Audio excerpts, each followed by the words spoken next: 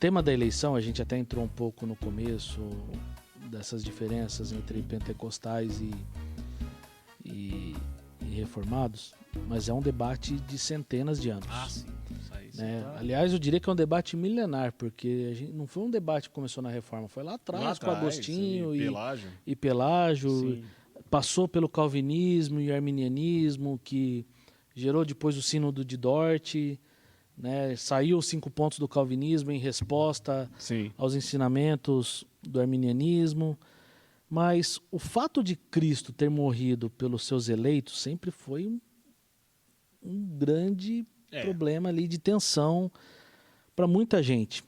E entre grandes teólogos da história, inclusive esses debates aí, se entrar na internet, você acha dezenas de debates a respeito disso. Tanto a favor quanto pró.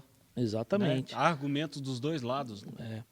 Mas às vezes eu me pergunto, o quanto isso deve nortear a nossa relação com Cristo?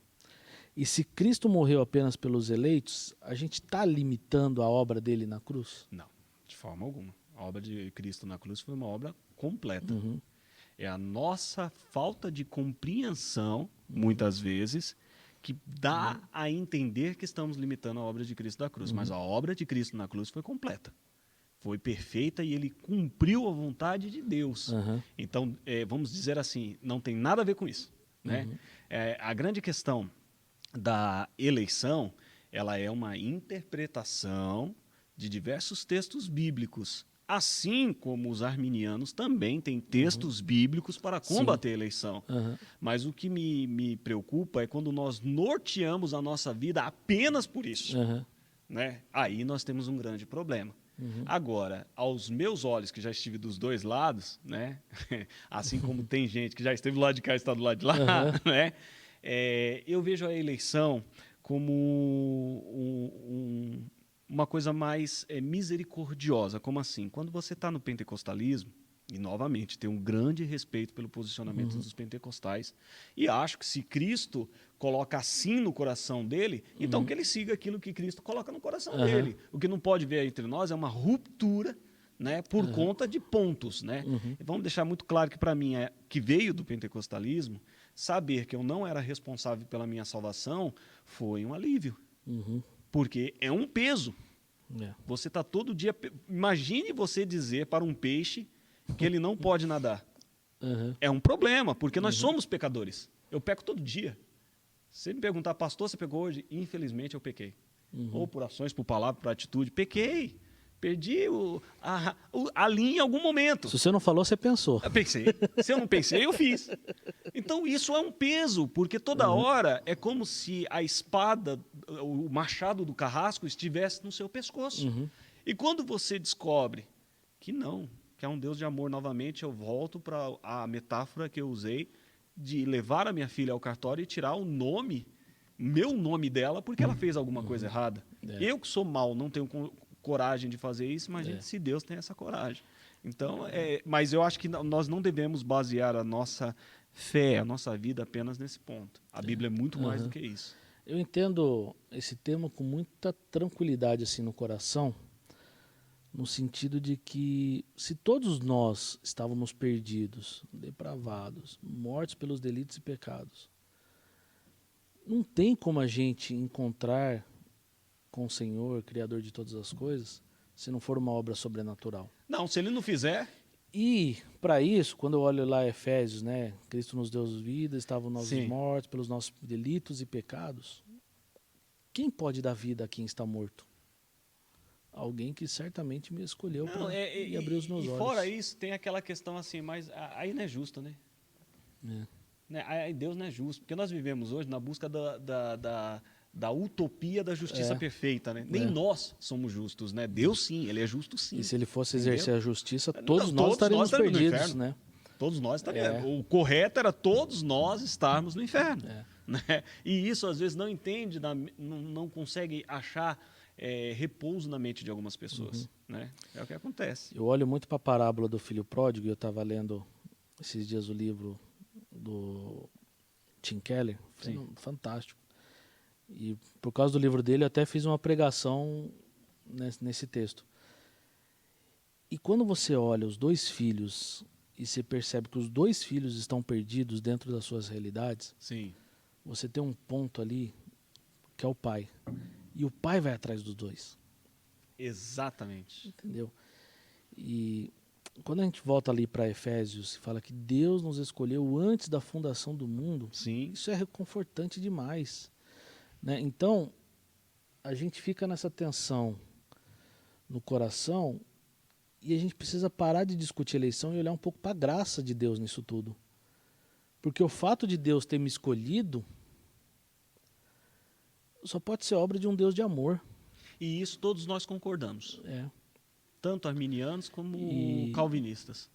E quando eu vejo muitas das discussões das eleições, da eleição, e olho para o filho pródigo e o filho mais velho com o filho mais novo, você vê que o filho mais velho, quando o filho mais novo retorna, ele quer reivindicar os seus direitos. Eu fiz isso, eu mereço, sou eu que trabalhei, sou eu que fiz tudo. Nada mais justo. Nada mais justo. Só que a gente se coloca na posição desse filho mais velho. E quando a gente trata a questão da eleição, eu vejo que a gente quer determinar o trabalho de Deus, quem é salvo e quem não é. E é por isso que a gente diz que a obra de Cristo talvez esteja limitada. Uhum. É exatamente por esse ponto que você Porque acabou de falar. lidar com o tema de eleição a gente não sabe quem são os eleitos, a gente não sabe se é 10, 20, 30, 40, não. 100, mil, bilhões. E tem uma coisa que eu acho muito interessante, é que quando a gente fala da questão da eleição, na cabeça do pentecostal é assim, então uma vez salvo, sempre salvo. Ele pensa que a pessoa, quando está na teologia reformada e entra para essa questão da eleição, ele ganha uma havaiana, é uma rede, ele deita, não faz mais nada. Não, meu amigo, você precisa produzir frutos. Você é eleito e você é grato por isso. Você produz frutos de um arrependimento. Senão você não é. Então, por outro lado, não é assim, já ganhei, não preciso fazer nada. Exato. Né? Eu sempre digo que o grande problema da eleição é o posicionamento do eleito. Né? Que olha e fala, se o eleito olhar e falar assim, eu não tenho uma obra para fazer, opa, nós temos um problema. Porque a Bíblia diz que nós temos uma seara, nós temos uma obra, e você foi chamado para trabalhar. Não quer dizer que você está de férias. Não há férias nisso. Na realidade, o que quer dizer é que você tem certeza de um pagamento. Não é verdade? E é por isso que eu acho que a gente vive nessa tensão, né? A gente não sabe quem são os eleitos, então a gente quer simplesmente olhar para os bancos da igreja e falar, não, aquele lá é eleito, aquele lá é não eleito, aquele é eleito.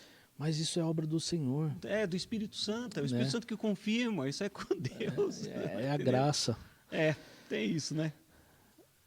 A gente já falou um pouquinho, mas assim, a eleição incondicional e a expiação limitada, por causa dessa tensão, são temas mais complexos dos 5 pontos do calvinismo? Então, novamente, 5 pontos do calvinismo Dort, 1618 a 1619, pensa, eles são compilados para responder dúvidas da época. Né? E aí o que acontece? Nós tornamos esses pontos complicados. Porque nós queremos ter uma compreensão profunda sobre estas coisas e muitas vezes nós não temos essa compreensão. Porque nos falta essa compreensão. Né? A grande verdade é essa. Esses sínodos também podem errar. Por isso que eu falo, são concepções de sínodos em respostas a dúvidas daquele momento. E aí se torna complicado porque nós tornamos complicado. Eu gosto de uma resposta do Jonas Madureira que fala assim, por que Deus me escolheu? Não sei. Não sei. Mas ele me escolheu. Então. Mas por que ele me escolheu você e não aquele lá? Eu não sei. E se você parar para pensar nisso, você entra em parafuso, porque você sabe que tem gente que é muito melhor que você. Você sabe disso. Ao ponto de Paulo dizer a Timóteo que ele era o pior pecador. Você tem ideia de Paulo dizer isso? Fala assim, Jesus veio salvar os pecadores, dos quais eu sou o pior. É porque Paulo não me conhecia, né? E nessa pregação ele falou assim, mas por que ele escolheu? Não sei, mas ele escolheu porque ele é Deus. Ele é Deus, ele é soberano. Aí Romanos 9 vai responder Êxodo 33, lá 19, que Deus fala assim, eu terei misericórdia de quem eu quiser. De quem eu quiser. Vamos subir e falar para Deus, sabe que às vezes parece que, muitas vezes essas nossas discussões parece querer colocar uma cadeira na frente de Deus e falar assim, o que você está fazendo? O que fazes? Por que o Senhor está salvando? Ele faz o que ele quiser. E agora, eu acho que nessa discussão a gente quer botar Deus num divã e falar assim, me mostra quem são os eleitos, para eu não precisar mais nem evangelizar. Exatamente. Aí eu faço a pergunta para você, a eleição ela tira a necessidade do evangelismo? Se Deus tem os seus eleitos, por que a gente tem a necessidade de pregar o evangelho? Quem pensa assim tem um problema sério na cabeça. Sério. Primeiro precisa se converter. Depois precisa ler a Bíblia e entender qual é o papel da eleição. Novamente, eleição não é um ticket que te põe de férias. Há uma seara. Você acabou de dizer, e eu concordo, nós não sabemos quem são os eleitos. Você está entendendo? Nós precisamos pregar o evangelho. O id do Senhor é uma ordem, é um imperativo. Ide e fazei discípulos. Deus não falou assim, olha, ide e pregai para quem eu mostrar. Isso. Não, a toda criatura. Não sabemos quem são. Então tem essa necessidade, sim. E uma das formas que Deus fez para reunir os seus eleitos e que os eleitos fossem perseverantes é a proclamação do evangelho. Exatamente. Então, a necessidade... Sabe por que isso? Por uma questão de você cumprir outro mandamento, o amar o próximo como a ti mesmo. Se eu sou eleito, eu quero que meu irmão seja eleito. Eu quero que meu irmão arminiano seja eleito. Eu quero que o meu irmão que batalha seja eleito. Então eu tenho que pregar o evangelho, porque eu quero que o Deus que eu sirvo, Deus de graça, de amor e misericórdia, alcance ele também. O ID não é que Deus precisa de novos agentes no clube private dele. Não é isso que ele quer. O que ele quer é que você exerça o amor e a misericórdia que foi um dia exercido na sua vida. É exatamente isso. E aí você tocou num ponto, que é a relação da soberania de Deus com a pregação do evangelho. Deus conduz a história reunindo um povo para si, através da sua mensagem, que é proclamada por este povo que ele mesmo reúne. Você vê que é uma mecânica, é uma dinâmica, né? Não é algo estático. E nós somos frutos deste movimento. Começou lá na igreja primitiva, foi entrando na história, entrou dentro da instituição, ali com Constantino da igreja, teve o cisma da reforma protestante, saiu o movimento missionário, foram lá para os Estados Unidos, virou protestante, chegou... Até 2022. Simonton chegou aqui, saiu a IPB, veio outros missionários, outras denominações e estamos aqui. Né? O ponto principal que eu falo para as pessoas e eu fui numa igreja batista uma vez, e o pastor de lá brincou, esse é um eleito... Está aqui, ele crê na eleição.